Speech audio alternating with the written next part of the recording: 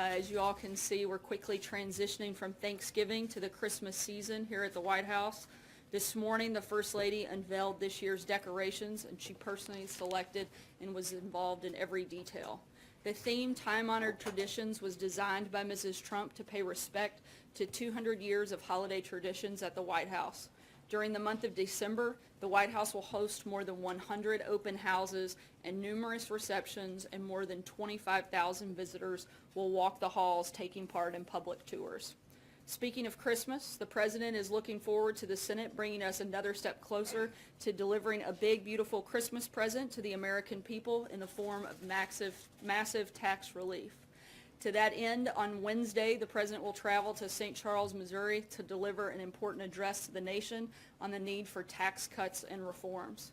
Unemployment is already at a 17-year low. Wages are starting to raise. The stock market continues to hit all-time highs, and optimism is through the roof. Just imagine what's going to be possible when this plan passes. And I think it will be a great lead into the Christmas season and something we can all be excited about.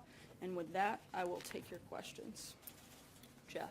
Sarah, is Director Mulvaney firmly in charge of the Consumer Financial Protection Agency today, or is there still a back and forth between him and Leandra English on who's actually the boss? Director Mulvaney has taken charge of that agency, and he has the full cooperation of the staff, and appeared there this morning, and things went very well on his first day over at CFPB. How did he handle that power struggle when he arrived there?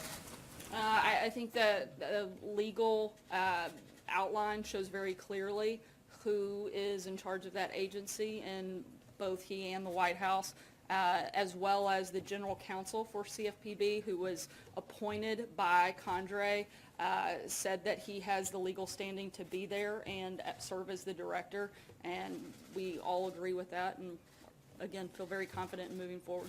Cecilia? Why not just fire Leandra English?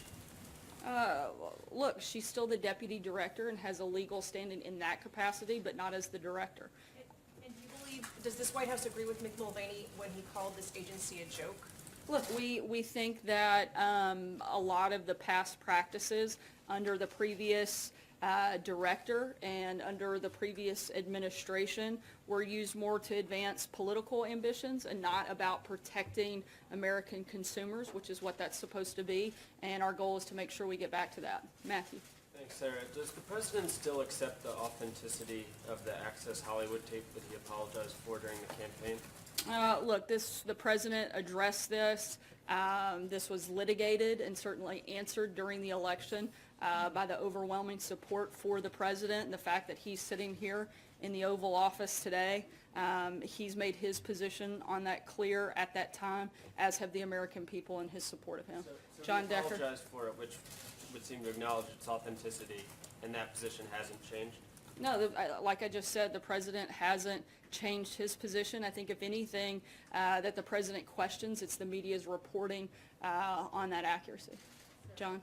Thanks a lot, Sarah. Just two questions on the CFPB. The first one has to do with whether or not you would like the courts to clear up any confusion as to who is in control of the CFPB. Of course, the lawsuit has been filed. We'd like that case to be, a ruling on that case to be decided very quickly. Look, of course we're aware that a lawsuit's been filed, but we're also aware that the law is extremely clear and that Director Mulvaney is the acting director here, as has been outlined by the counsel's office, by the Department of Justice, and as I said before, CFPB's own general counsel, which was appointed by Condrey. So I think that everybody is in full agreement that he's the director of this office. Trey? Sorry, John, I'm going to try to jump around. How do you envision the agency operating under Director Mulvaney? Much better than it has in the past. In what way? What are the functions of the agency? Like I said, we're not going to put political ambitions as the number one priority. We're going to make sure that the consumers are actually being protected, which is what the agency was created for. Trey. Thanks, Sarah. On the Senate race in Alabama, does President Trump plan to campaign for Roy Moore? The President is not planning any trip to Alabama at this time.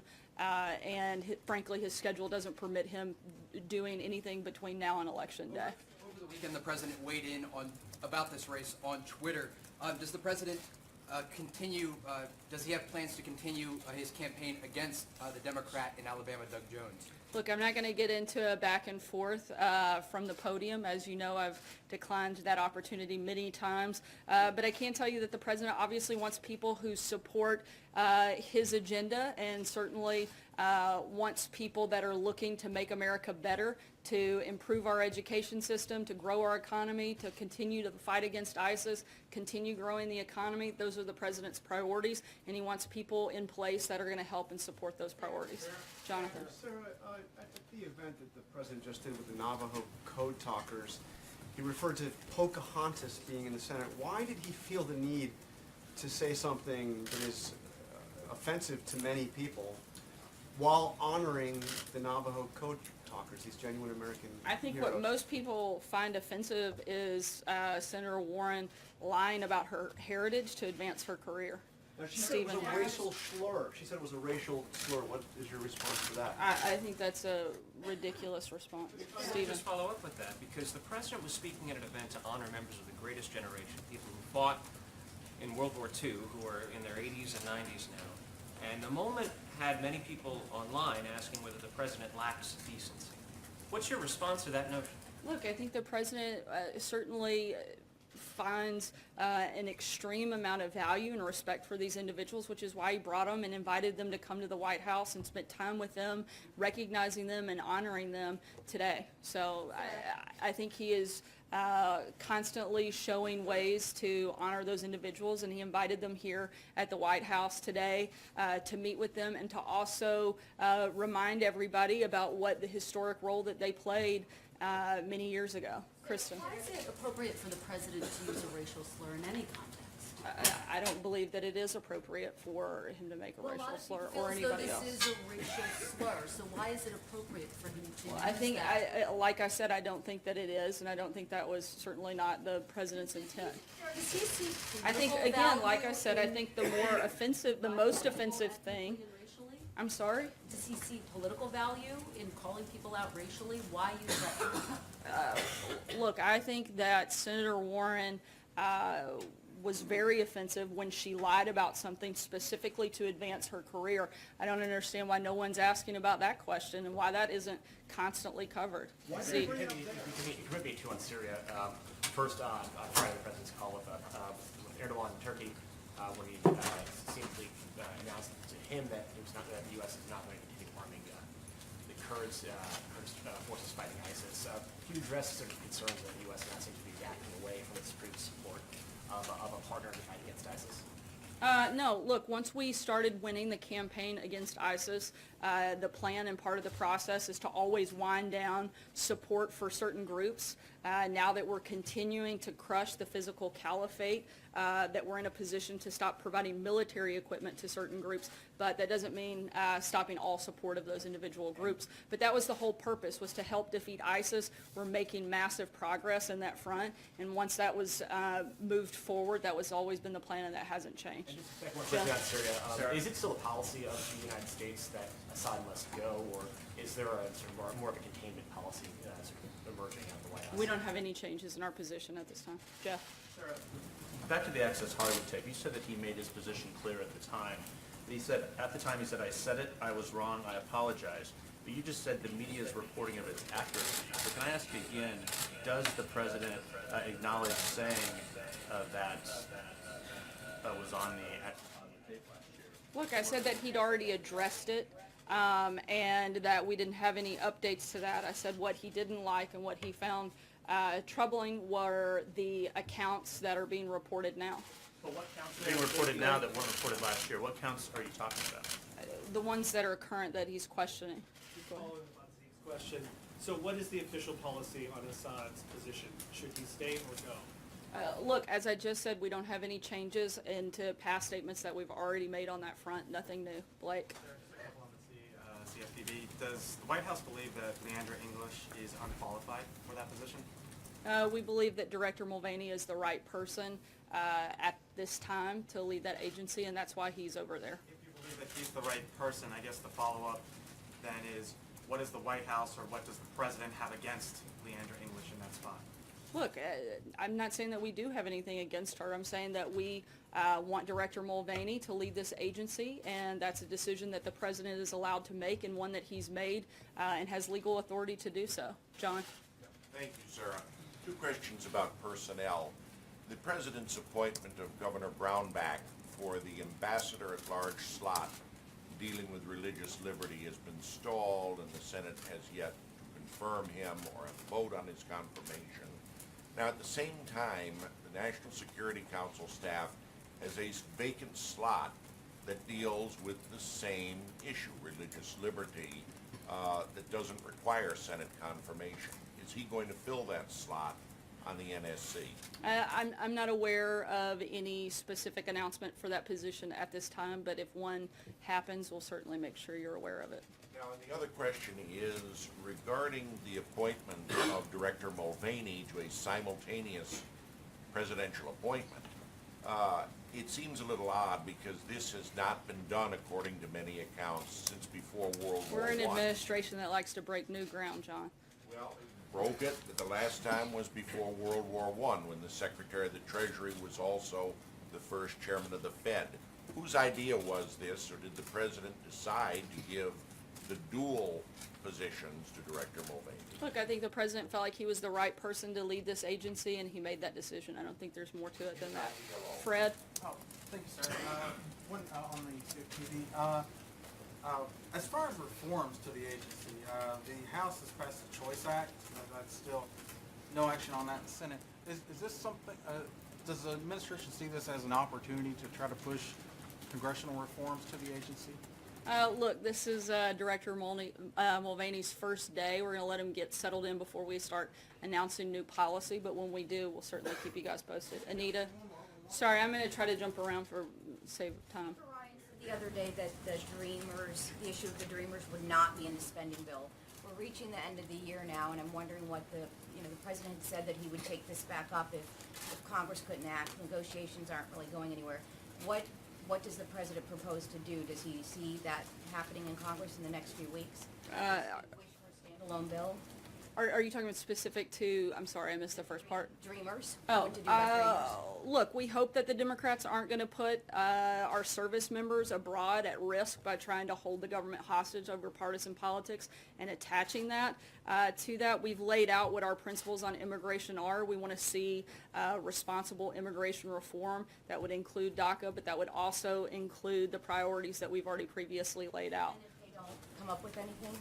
Like I just said, we hope that the Democrats are willing to actually make responsible immigration reform. We've laid out what we want, and look, the president's got a meeting with various members tomorrow, and I would imagine that will come up at that time.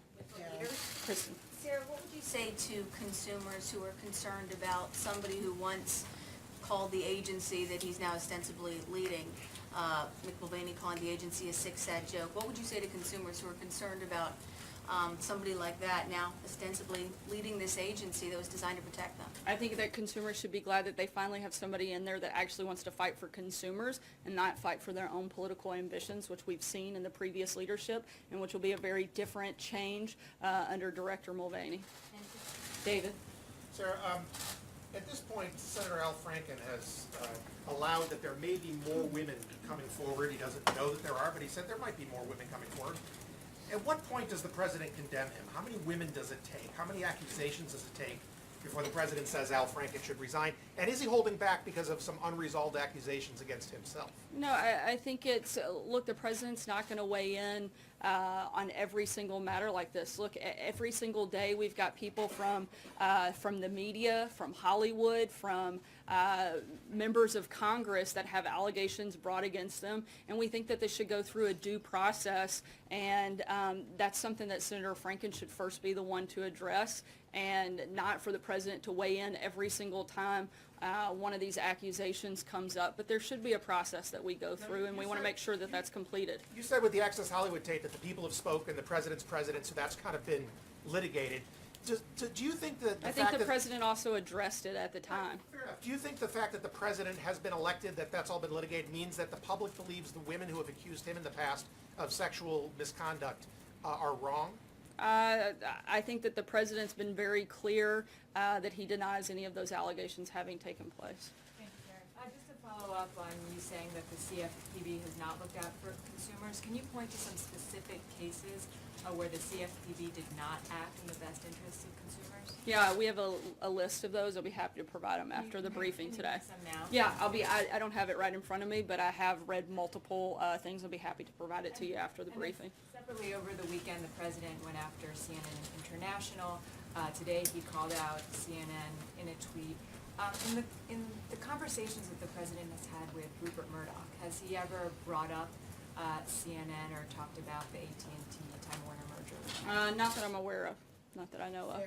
I'll take one last question. Veronica? Sure, thank you. The last time the president met with congressional leaders, he surprised a lot of people making the deal, if you will, with, he came out and said Chuck and Nancy. It seemed to take Republicans by surprise. Should we expect something like that out of tomorrow? Should Republicans feel anxiety or concern leading into tomorrow's meeting that he may, if you will, throw them under the bus, if you will, leading into tomorrow's meeting? Look, I don't think the president threw anybody under the bus, but if the president, I'm not going to get ahead of that meeting, but if the president can make a deal and any of those Democrats would like to come on board and support tax reform, I think that's something we'd certainly welcome and be happy to celebrate with them after, as my guess is most of the Republican senators would also be excited about that as well. Thanks so much, guys. Have a good afternoon. Was the protocol office involved in this Native American event where the Native Americans were under Andrew Jackson, under the portrait?